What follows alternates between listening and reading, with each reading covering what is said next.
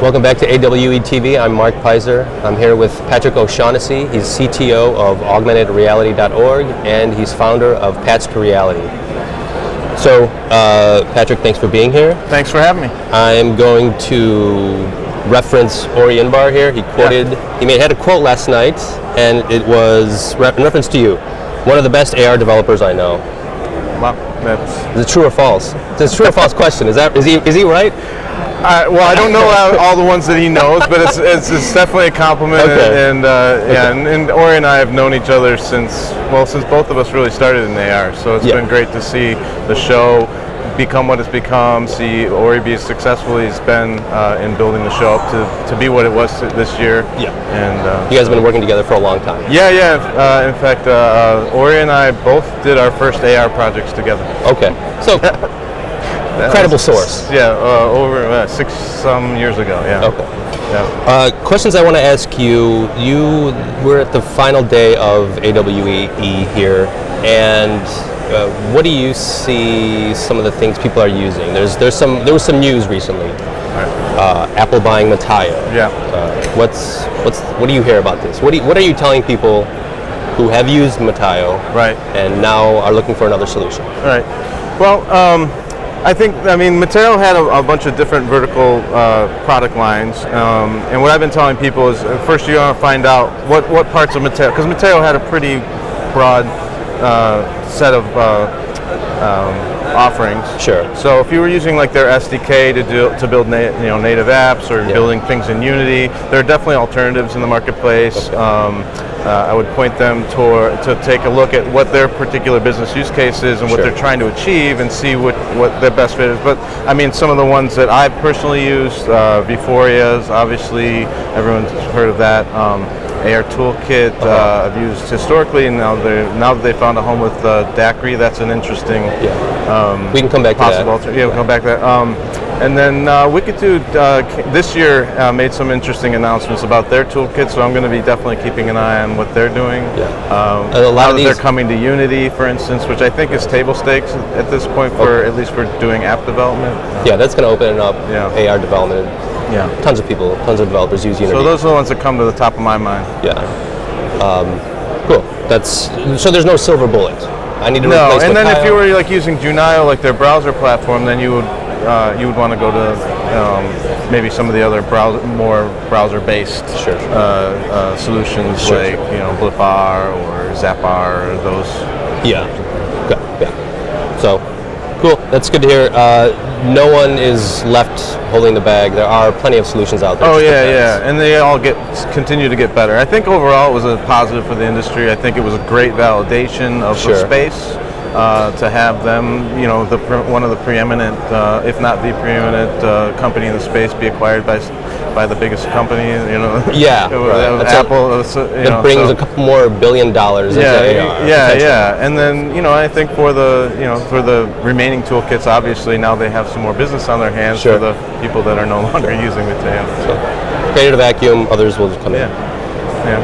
AR Toolkit and Daiquiri. What was the reasoning behind that, in your opinion? That's interesting. I mean, Daiquiri is obviously grown quite a bit. I mean, since they started at the show, they've grown in the number of people at the company as well as the depth of what they're able to do with their technology. I mean, I think it's probably two things. I think they wanted to have probably more control over the full stack of what they're doing with their software and not be, because they were using third-party vision libraries and things in their products, and I think they wanted to bring that a little closer to the vest to avoid the kind of thing that happened with Mateo. For instance. Like, that's a good point. And then I think the way they did it was probably overall good for the community, because I think they're trying to remain true to the spirit of AR Toolkit and how it started. It was an open source toolkit to begin with. It did become commercial, but there was always the open source component of it, and they're trying to do vertically integrated industrial solutions, right? So I think for them they're not as much about selling a toolkit.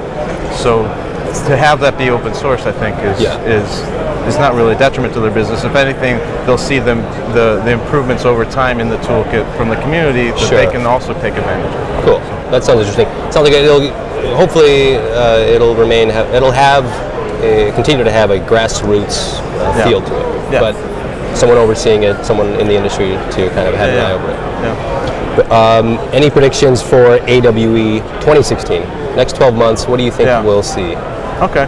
I mean, some of the interesting things to me, some of the talks I saw that that I think we'll see more of next year, or indicators of what we'll see next year. I think eye tracking, we'll see more actually eye tracking solutions integrated into eyewear. At least these are all my hopes, and I think it's not probably that far off.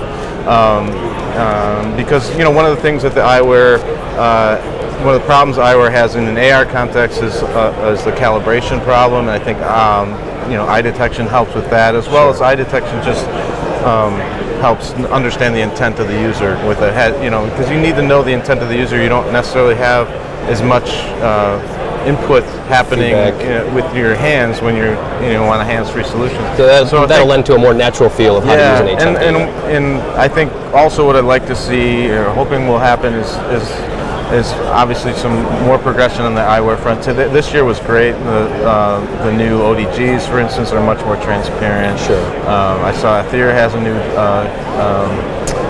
kit that they're coming out with. I think that space will mature with the eyewear, and then hopefully we'll start seeing some depth sensing also coming to the eyewear. There's some of that happening with like Meta and Aether, for instance, but I think we'll hopefully even see more of that, so that the eyewear is more aware of its surroundings. Sure. So you can give a more registered experience to the, and then the field of view will expand. So those are the kinds of things on the hardware side.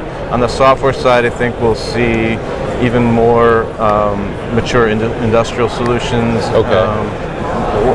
Probably a lot more entertainment. I think Google really kind of opened things up with cardboard. So that was another theme of the show, I noticed. And I'm sorry if I'm rambling, but no, that's fine. there's so many different things. But this whole continuum of AR versus VR, and I know there's a big debate at the end of the conference, which AR versus. But I think they're kind of they're like maybe rival siblings, but they love each other kind of thing. But I think there'll be. I think still more VR, and also a lot of different experiences that play with the interplay between the two. Sure. Yeah, it's interesting. AR, VR, there's still that line drawn between the two. I've always considered that the bring up of one will help the other. Yeah. They're very complementary. Yeah. But and they have different. They're both useful in different contexts. Sure. And it's interesting to see, like Occipital, I saw a demo they did. They're blending both, where they're putting the depth sensor on. They're putting the depth sensor on the cardboard, and then if you get too close to, say, a person or a wall, it comes in. Yeah. Which is something that I think these for these safety. mobile. Yeah. I mean, you don't necessarily need to bring the whole video, and depending on the experience, but just even having like that yellow outline. Right. That David Brin was talking about, like. If you're going to be mobile in a virtual environment, you need to know where what's around in the real world. Yeah. So another thing with AR VR, there was that report a few months ago that there's going to be an 80-20 split in terms of revenue, and the lion's share, 80%, will go to AR. Yeah, and now, I mean, that was a long-term forecast, I believe. Yeah. And I think that's very possibly true. I think that's probably not going to be the case near term, because I think VR has that leg up right now in terms of adoption. They're further along in the development cycle, I think. Right. But I think long term that could very well be true, because if you think about it, AR can easily subsume VR. Sure. Open up you're in VR, open it up, and now you have AR. Yeah, you occlude the world, and now you're in VR. So if you have a fabulous AR set that can then do occlusion like